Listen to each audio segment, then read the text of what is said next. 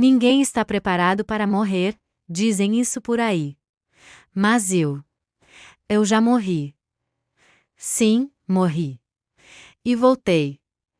Não, não estou louca. Nem senil. Os meus 78 anos não me roubaram a lucidez. Pelo contrário. Desde aquele dia, parece que vejo tudo com mais nitidez. As cores, os sons. Os sentimentos, até os mais pequenos pormenores do mundo parecem sussurrar segredos que antes me escapavam. Lembro-me como se fosse ontem. Era uma tarde abafada de junho, em Viseu. O céu carregado prometia trovoada, mas eu não quis faltar à minha caminhada habitual pelos trilhos da Serra do Caramulo. Sempre amei aquele silêncio verde, cortado apenas pelo cheirear dos pássaros e o murmúrio distante das ribeiras. Levei comigo uma maçã, um cantil com água e a velha manta de piquenique. Nem sequer avisei a minha filha. Queria aquele momento só para mim. Um refúgio entre a terra e o céu. Mas a natureza, a natureza às vezes surpreende-nos de formas que não esperamos. Caminhava por entre pinheiros quando o chão me fugiu dos pés. Uma dor aguda no peito. Como se um punho invisível me apertasse o coração com toda a força do mundo. Tentei gritar, mas o ar não vinha. As pernas falharam-me, caí de joelhos na terra úmida. A maçã rolou para longe. A minha última visão normal foi do céu a escurecer, misturando nuvens e folhas que dançavam num turbilhão. E depois veio o silêncio, um silêncio absoluto. Mas não era o tipo de silêncio vazio. Era como se o mundo tivesse parado para me ouvir. E ali, deitada, sem respirar, comecei a cair. Literalmente cair, mas não para baixo. Caí para dentro de mim. Era como atravessar uma camada invisível, sair do corpo sem rasgar nada. De repente vi-me de cima. O meu corpo estendido no chão, inerte com a mão ainda meio fechada, como se agarrasse à vida. E eu ali em cima, flutuando. A observar tudo com uma estranha calma. Não senti medo. Não mesmo, só curiosidade.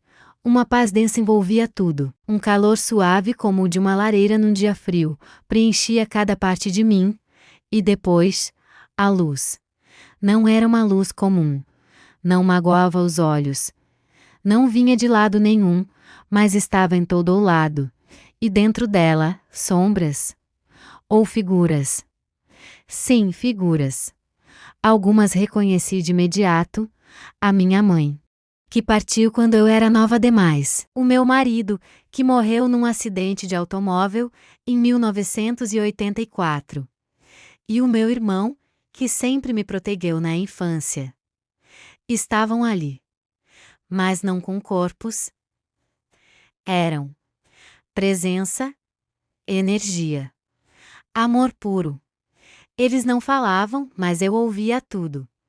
Cada pensamento, cada sentimento, tudo se comunicava sem palavras. E eu chorava ou pensava que chorava porque ali entendi uma coisa que nunca me tinham ensinado. A morte não era um fim. Era um regresso. Lembrei-me de coisas da minha infância que já tinha esquecido. De momentos que pensei não terem importância. E percebi como tudo está ligado, como cada escolha. Cada gesto, até os mais pequenos, constroem a teia da nossa vida, e do que vem depois. A luz intensificou-se. Sente-me a ser puxada por ela, não à força, mas com doçura. Como se fosse uma mãe a chamar de volta um filho perdido. E foi então que ouvi, sim, ouvi, com toda a clareza, uma voz que não era voz, mas que me atravessou. Ainda não. Há coisas por fazer. Nesse momento, vi imagens a passarem diante de mim como se fosse um filme. Vi a minha filha a chorar por mim, o meu neto, ainda pequeno, a perguntar onde estava a avó. Vi o meu jardim, as minhas cartas por escrever, os bolos que ainda não tinha ensinado a fazer. E então percebi, a vida não me tinha terminado. Tinha apenas feito uma pausa. Mas antes de voltar, deram-me algo.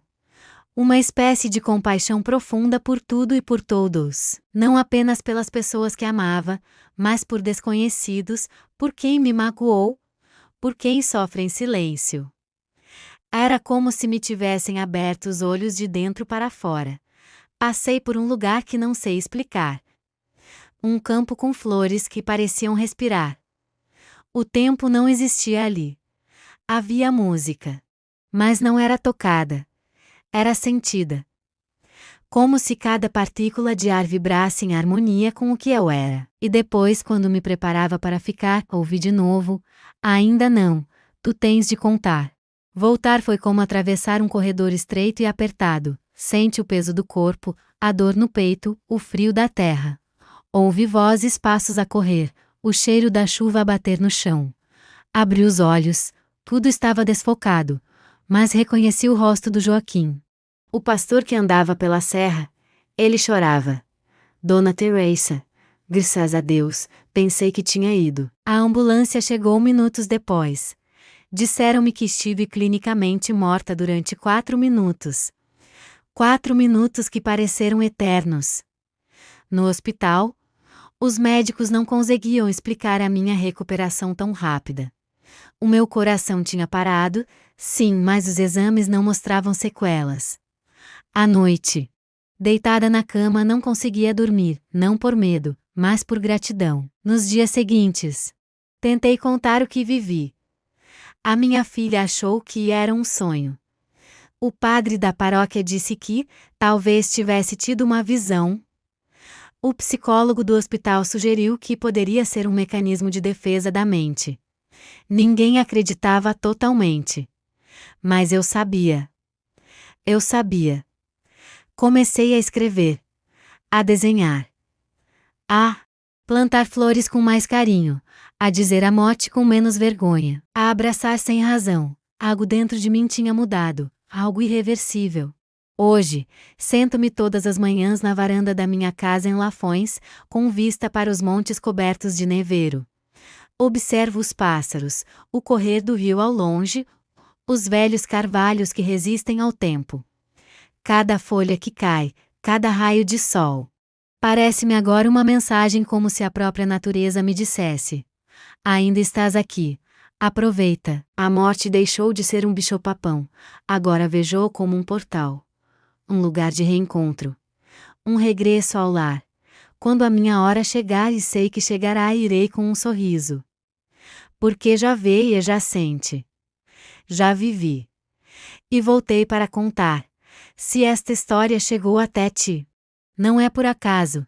Talvez estejas com medo, talvez tenhas perdido alguém, ou talvez estejas a tentar entender o que é depois do último suspiro. Pois deixa-me dizer-te uma coisa: depois da escuridão, a luz. Sempre houve. Sempre haverá. Esta história tocou o teu coração? Partilha nos comentários se já viveste algo inexplicável. Envia a alguém que precise de esperança. Subscreve para mais histórias que iluminam a alma.